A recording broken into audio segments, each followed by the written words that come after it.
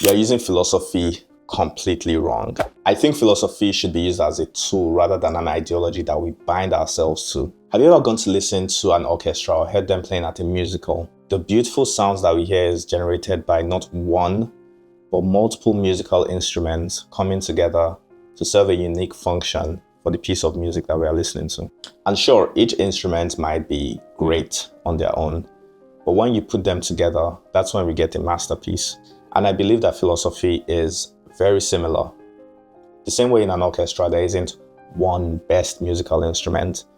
I also think there isn't one best philosophy to follow. And some musical enthusiasts might disagree with me and some philosophers might disagree with me, but just hear me out. Each instrument might be impressive, but definitely not as impressive as when you combine them with other instruments to each deliver what they are best at. I heard this idea from Derek Sivers recently on a podcast I was listening to, and I think it's such a good way to approach life and to view philosophy. Not in a dogmatic way where we just have to stick to one philosophy and apply it in all aspects of our lives, but to utilize whichever one we think is going to best serve us in that moment or for whatever goal it is that we want to achieve or bring us the most amount of psychological stability. So you don't have to be an absurdist or a nihilist or a stoic. You can just pick whichever one is best going to serve you in that moment and run with it. For example, if something embarrassing happens to you, like let's say you are walking down the mall with your friends and you just face plant your head down into the ground in front of a huge crowd of people. This can be very embarrassing, and for some people, it might take a few days before they completely recover from it. Some people just never recover from it and they keep remembering it. But I think in that situation, you can sort of take a step back, employ a nihilistic approach, and understand how infinitely small we are in an infinitely vast, expanding universe, and how insignificant most of the things we do in our day-to-day lives are in the grand scheme of existence. And if people don't forget about what just happened in the next 10 hours, they definitely would in the next 10 years. And if they don't in the next 10 years, in the next 10,000 years, they definitely would have. Because they would be dead. So in that situation, it can be very helpful to have this nihilistic approach. But let's say you are applying for jobs, you've recently become unemployed and you're trying to find a new gig. You've been sending out your job applications and nothing's really coming from them.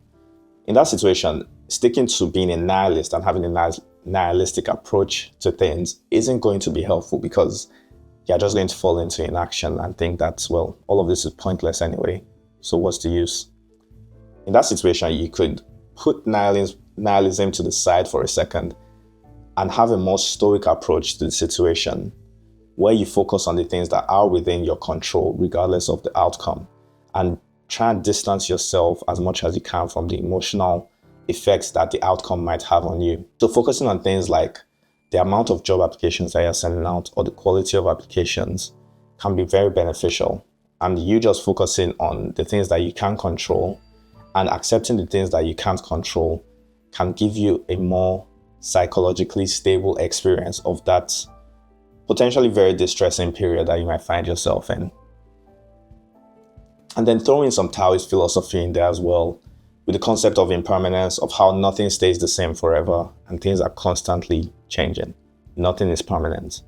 You always have these waves of ups and downs and ups and downs, and know that the situation you might find yourself in is not going to remain the same forever. Using this approach of employing these two different philosophies that might be at odds with some other philosophy that you might be believing can be very helpful to at least navigate this situation with as little psychological turbulence as possible. It reminds me of this Nassim Taleb quote in his book, The Skin in the Game. He said, with my friends, I'm a socialist. With my family, I'm a communist. At the state level, I'm a Democrat. At higher levels, I'm a Republican. And at the federal level, I'm a libertarian. And I think this just highlights this concept that I'm speaking about in this video, where you utilize different philosophies or ideologies in situations that best serve you or those that you care about, to help deliver the outcome that you desire. So don't get stuck on just one philosophy and try and shoehorn it into every situation that you find yourself in. Find the right philosophy amongst a pool of different ones that best serves you and those that you care about in that particular situation. And I think this is very difficult for us as human beings because we are inclined to just stick to one thing, keep it simple, and anything else we kind of just push them to the wayside, have some cognitive biases around them. And it is difficult for us to hold contradicting ideas in our minds. But I think the same way with musical instruments, with the orchestra coming up with a score. I don't know anything about music, by the way, I'm just guessing here. But I'll imagine that if you're putting different musical instruments together, initially there's going to be some clashes, it's not going to sound exactly right. It might be very chaotic. But once you're able to find where each musical instrument is going to be in that piece of music, I think that's when you create something extremely magical. And I think similar with philosophy, initially it might be difficult to hold contradicting philosophies together.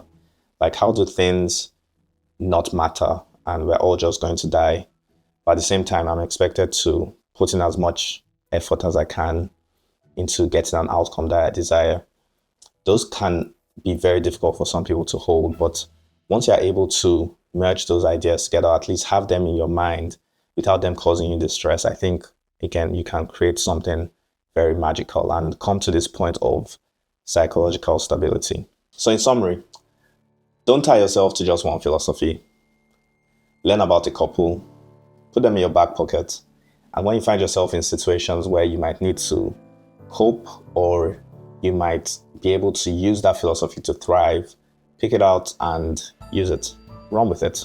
But yeah, let me know in the comments about any philosophies that you might follow and what situations you use them in to help deliver the best outcome for yourself or those that are close to you. See you in the next video.